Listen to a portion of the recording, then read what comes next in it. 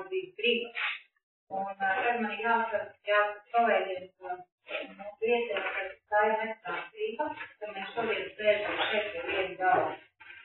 Jo viņa griba ir bijusi tieši esošas.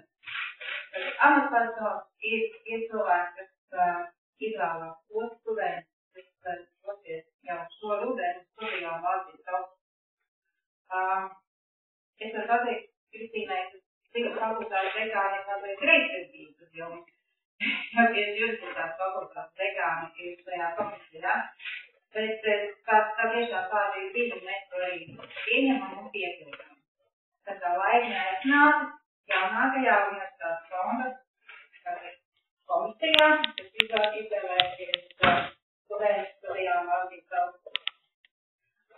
Pavisam īsti fondam ir ļoti pieklājīgas vēstures darbā stipendijām, un nāc stipendijām mūsu ārstulītē ir arī ļoti interesanti projekti, gan mācību vidas uzlabošanā, pēdējais